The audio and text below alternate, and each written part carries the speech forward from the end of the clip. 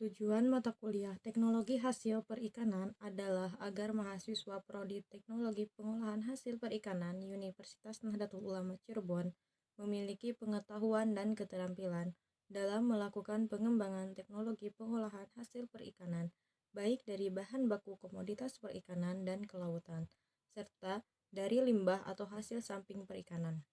Pengembangan teknologi hasil perikanan dari bahan baku komoditas ikan memiliki prinsip untuk mengoptimalkan pemanfaatan dari daging ikan. Ikan merupakan bahan baku yang sangat digemari karena memiliki kandungan gizi yang baik dan juga beraneka ragamnya komoditas ikan. Hal ini berkaitan dengan sifat-sifat yang dimiliki ikan berdasarkan sifat fisik dan sifat kimia.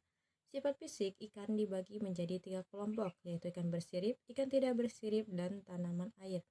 Ikan bersirip atau pinpas yang berasal dari perairan air tawar, payau, dan asin. Ikan tidak bersirip atau silpas seperti udang, kerang, kepiting rajungan, cumi-cumi, bulu babi, dan yang lainnya. Tanaman air seperti rumput laut dan alga.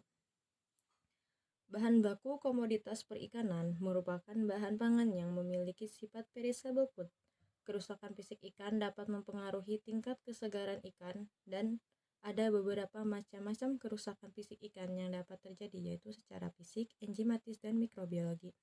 Secara fisik, contoh kerusakan fisik ialah luka. Ikan segar dapat mengalami luka selama pemanenan atau penangkapan.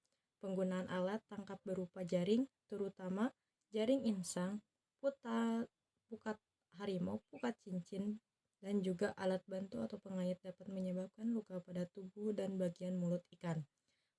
Kondisi memar pada ikan dapat terjadi akibat penggunaan pukat harimau dan cincin yang menyebabkan ikan terpencet saat diangkat atau terbentur benda keras saat diangkat dan terbanting pada geladak kapal.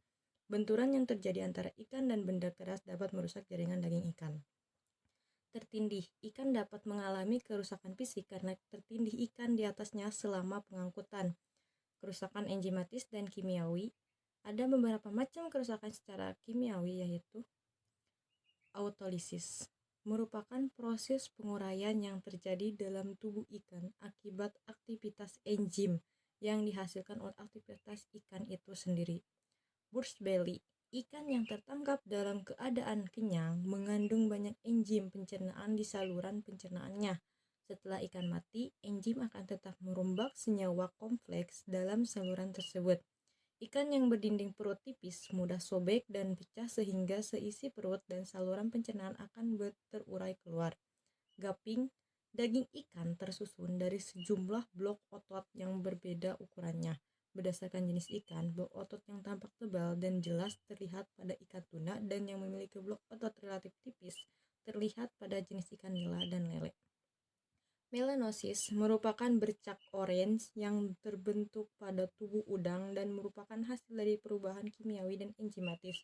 Black spot, pembentukan black spot ini sangat dipengaruhi oleh radiasi sinar matahari, besarnya konsentrasi subraptorsis dan udang oksiden dan oksimorfisme melalui rangkaian biokimiawi atau oksidasi ikan termasuk bahan pangan yang banyak mengandung lemak, terutama lemak tidak jenuh. Lemak tidak jenuh adalah lemak yang mengandung ikatan rangkap dalam rangkai utamanya, sehingga bersifat tidak stabil selama penyimpanan. Lemak tidak jenuh akan mengalami proses oksidasi, sehingga berbentuk senyawa teroksida. Mikrobiologi ada dua jenis secara mikrobi, yaitu mikroba pembusuk dan mikroba patogen. Mikroba pembusuk adalah akan mengeluarkan enzim yang akan mencerna senyawa kompleks menjadi senyawa yang lebih sederhana yang beraroma busuk dan tidak layak dikonsumsi. Ciri khas mikroba pembusuk adalah tercium bau busuk, tekstur menjadi lunak, berair, dan pH meningkat. Mikroba patogen, aktivitas mikroba patogen adalah meningkatnya konsentrasi metabolis sekunder yang dapat menyebabkan penyakit baik berupa keracunan maupun gangguan kesehatan lainnya.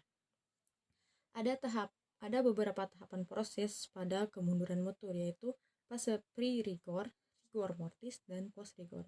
Fase pre-rigor, tahap pre-rigor ditandai dengan peristiwa lepasnya lendir dari kelenjar bawah kulit ikan, ikan berada dalam tahap metamorfosis masih dapat dianggap sebagai segar karena mempunyai sifat ikan yang masih hidup.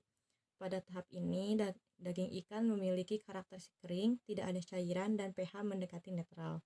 Apabila ditekan dengan jari, maka permukaan daging ikan kembali ke bentuk semula atau elastis, tanpa mengeluarkan zat alir atau drip dari jaringannya. Ciri-cirinya bisa dilihat dari penampakan mata. Contohnya, bola mata itu cembung, kornea dan pupil jernihnya mengilap seperti jenis ikan lainnya. Insang, warna insang merah tua atau coklat kemerahan, cemerlang dengan sedikit sekali lendir transparan. Dari lendir permukaannya itu, lapir lendir jenis transparan mengkilap cerah. Dagingnya, sayatan daging sangat cemerlang seperti jenis jaringan daging sangat kuat. Baunya sangat segar seperti jenis ikan pada umumnya. Teksturnya padat, kompak, sangat elastik. Fase rigor mortis, tahap rigor mortis ditandai dengan mengenjangnya tubuh ikan setelah melalui proses pre-rigor. Proses pengajangan pada ikan biasanya dimulai dari ekor dan menyebar ke arah kepala.